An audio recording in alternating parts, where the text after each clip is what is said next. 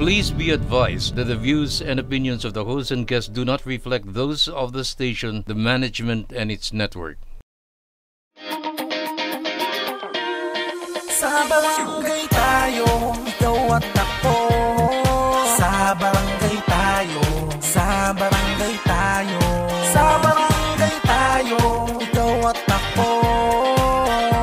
Madami kang matututunan, nakaalaman, kaya lagi tandaan. Sa barangay tayo. Salamat mga kabarangay. Ngayon po sa Best Practices segment, meron po kaming inimbitahang magaling na kapitan. Dati po siyang kagawad, naging successor po ng isang kapitan nila na nanalong konsihal at nanalo na po siya ng 2 termino.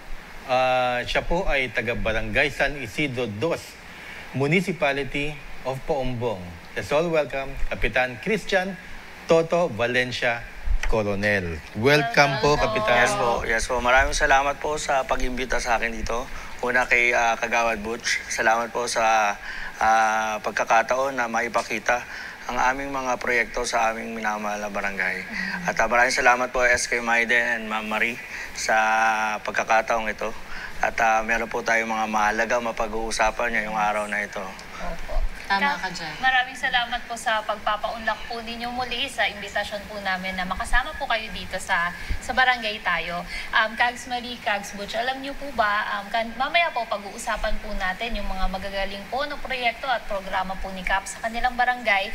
Pero ang makakasama po natin ngayon ay isang multi-awarded din po na kapitan dahil po ang kanila pong barangay ay recipient po ng Gawad Galing Barangay Awards for 2 consecutive years. Wow, 2 years na running. Alam mo, manalo ka lang ng isang beses na ganyan, malaking honor na sa isang barangay. At sa kanilang mga barangay officials. Pero 2 years in the running. At hindi lang yon, marami rin siyang nakikita ko sa kanilang page na marami pa silang hinahakot na awards. At naramdam ng kanilang mga constituents dyan sa Bulacan. Kasi alam nyo, ang ginagawa ng isang kapitan, ramdam yan sa buong munisipyo at sa buong probinsya. Kaya napakaswerte nila at napakagaling ng kapitan koronel nila. Yes. Congratulations. Salamat po. Alam niyo po ang Gawad Galing Barangay, ito po ay programa po ng Bulacan Awards Program for Barangay Innovation and Excellence. Ito po ay proyekto po ng aming ginagalang na puno lalawigan, Daniel R. Fernando, at ang aming pong Vice Governor Alex Castro. Ito po ay ibinibigay po sa mga piling barangay na kung saan may mga batayan po na ibinibigay o inihahain upang sa gano'n ay makasama po tayo doon po sa tinatawag po na Gawad Galing Barangay. Sa buong Bulacan po, meron po tayong 569 barangays. Sa 569 barangays po, may pinili po na 5. Nakasama po ang ating barangay San Isidro II sa Paumbong sa isa sa inawardan po ng Gawad Galing Barangay last 2023 and then 2024.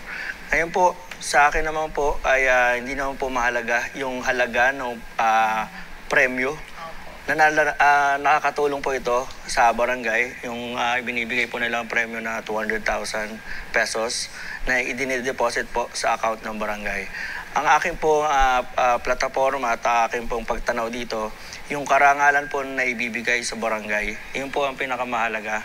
Hindi po itong premyo na nagtatanggap, bagkus ito po ay nakakatulong sa pagpapaunlad, saka po sa pagpapatuloy ng mga proyekto po na ibinibigay natin sa ating barangay. Yan po. Kaya, congratulations. Alam nyo, kaya pagka, alam nyo sa Facebook account namin, at siguro member naman kayo doon, Kap, ano? Yes po. Pagka sinasabi ng mga ibang tao na wala naman kayong mga kapitan, dito sa barangay tayo, nag-feature talaga tayo ng mga magagaling na kapitan. At hindi lang yun, hindi tayo mauubusan ng mga magagaling na kapitan sa buong Pilipinas. Kahit saang sulok pa man yan, may makikita at makikita tayo dahil mas majority ang magagaling kesa dun sa mga nagkakaroon ng mga kontrobersiya o pagkukulang naman ng konti. Hindi naman natin sinasabi mga balasubas po. Kaya naman, if you've noticed, itong mga huling linggo, puro mga kapitan ang ating mga guests. Kaya, bago tayo pumunta sa best practices ni Kapitan, nais ko lang kasing, wala pa kasi ditong kapitan, other than Kapitan Don Francisco, na nagsasalita tungkol sa 6-year proposed extension ng mga barangay officials. Ngayon, meron tayong kapitan na gusto niyang ipamahagi kung ano ba ang kanilang damdamin. Bagkus sa kanyang pansarili muna, na ano ba ang tingin mo kung papasayan? Kasi marami nagsasabing hindi daw deserving ang ating mga kapitan, kinakailangan daw ganito, mapalta na, bla bla bla. Pero kayo, Kap Toto na muna, no? Yes po, Kagawad. Batang-bata, gwapong-gwapo. Yes, Kagawad Butch. Oo. Ano ang tingin ninyo dito sa 6-year term? At malaking advantage po ba sa inyong mga nakaupo? Opo, para po sa akin, bilang isa sa 42,045 na barangay sa buong Pilipinas, para po sa akin yung extension po ng barangay ay 100% agree po ako dito. Bakit po? Hindi po para pa mapahaba yung aming termino o para mahaba yung aming panunungkulan sa barangay. Nito pong nakaraang election 2023, medyo bitin po kasi. Yung 2 years po na ibinigay sa amin para mapaglingkuran yung aming mga barangay, medyo bitin. 2 taon, sa unang taon po ng aming pag-upo sa barangay, puro seminar po, o puro mga pag-aaral po, lalo po doon sa mga bagong nanunungkulan o maglilingkod sa mga barangay. Medyo bitin po sa unang taon na puro pag-aaral pa lang po ito, pagpaplano, paglalahad ng mga kagustuhan po natin mapatupad sa ating barangay. Ngayon 2024 po, implementation. Na ngayon pa lang po namin taon na i-implement yung mga kagustuhan po ng mga barangay captain, mga kagawad po ng ating mga barangay sa mga proyekto po na nais natin ipatupad sa ating mga barangay. Kung kaya po yung term extension, mahalaga rin po ito para po malaki rin po ang masave ng ating gobyerno na mas maibigay pa po natin yung ating yung pondo po para sa eleksyon sa 2025 ay mailaan natin sa mas mahalaga o mas kapaki-pakinabang. At medyo, sinabi ko po kanina, medyo maikli. Opo, totoo po yun. Gawa po ng marami pa po tayong dapat na pag-aralan o ibigay ng mga proyekto at mga programa sa ating barangay. Ngayon, sa pamagitan po noon, maipapakita po natin yung sustainability ng mga projects.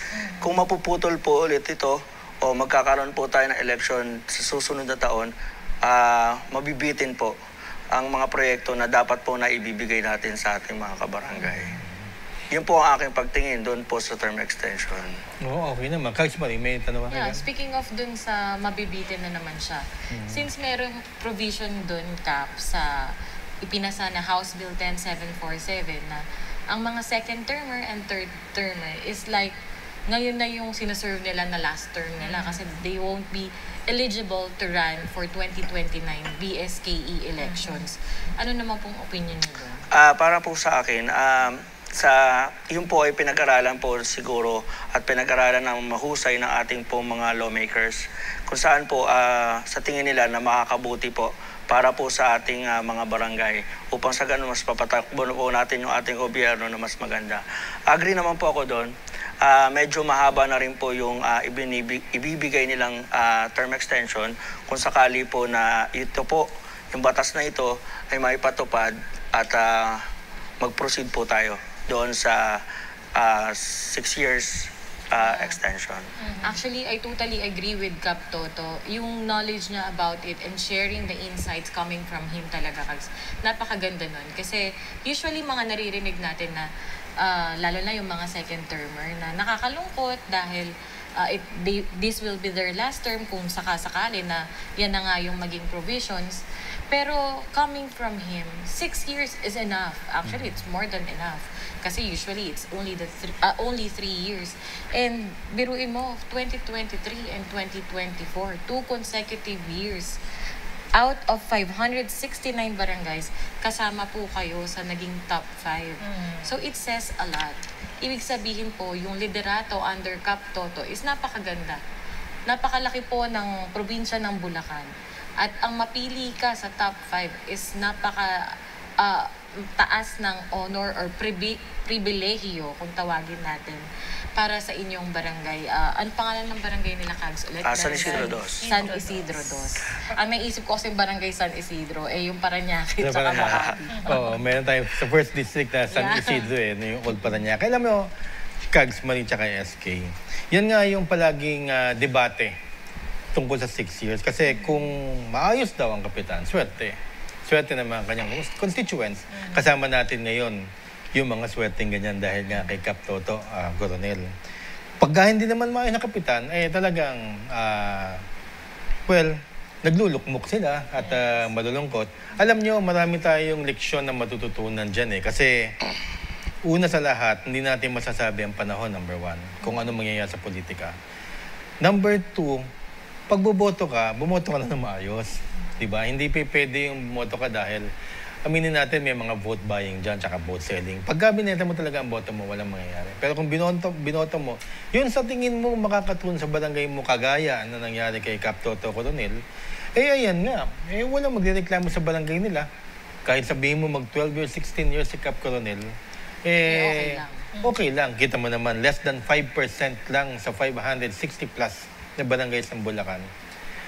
2 years in a row nakasama sa top barangays ng Bulacan. Ibig sabihin lang nun, yung programa niya nung unang taon ng 2023 ay kakaiba, maganda, at napapakinabangan.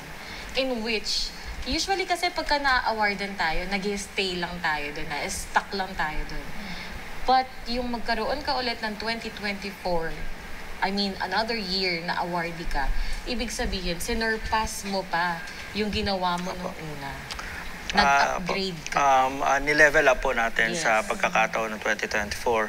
Ngayon po, doon sa hinuha naman po ni Kagawad Butch, yung tama po yun, kung iboboto natin ng tama, yung dapat iloklok sa ating gobyerno, at hindi po tayo papadala doon sa mga ibinibigay na suhol upang sa ganun iboto natin sila. At at the end of the day, extension po ng barangay election, ma-extend man tayo o hindi. Ang magdidikta po at magsasabi po kung ikaw ay epektibong kapitan o ikaw ay epektibong nanunungkulan ay yung taong bayan. Ito po ay para pagtatasa na kung saan pagkatapos po natin makapaglingkod, ibigay po natin yung sarili natin, paglilingkod natin sa ating kapwa at sa ating barangay. Kung tayo po ay naging epektibo, mananalo po tayo at mananalo ulit Tama po. Kaya po sa haba man ng extension o sa maikli man yung extension, magkaroon man po tayo ng extension sa barangay election, ay hindi naman po magmamatter. Basta po kung ikaw ay epektibong lingkod, mananalo at mananalo po tayo. Yun lang lagi sinasabi ni Cap Dondo na performance speaks. Yes. Diba? Basta maganda ang performance mo. Curious lang ako, bago tayo mag-commercial break, meron pa tayo mga ilang minuto, no? Curious lang ako na si Cap kasi batang-bata pa. He is only 29 years old. At the tender age of 18, siya ay kagawad na. Diba? Kita mo naman, ang galing. Hindi mo masasabing virgin pa siya pagdating sa serbisyo o sa politika, no? Pero ilan ang average age ng iyong mga hagawad? At kamusta naman ang council po ninyo, ang inyong samahan? Opo, kadalasan po, karamihan po ng aking kagawad o konsel sa barangay ay medyo may edad na po sa atin. Nakatingin ka sa akin pa sinabi mo. Di ba? Halos para po magkasagdan na tayo, Kagawad Butch. Hindi mo kagawad mo rin. Joke lang, Kap. Joke lang. Apo, sa sistema naman po namin sa Sangguniang Barangay, sabing po mga kagawad, maayos naman po yung aming pagsasamahan.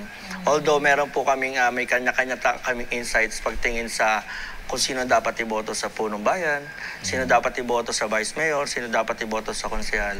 Pero po sa pagdating po sa aming Buluagang Pulungan, kami naman po ay nagkakasundo.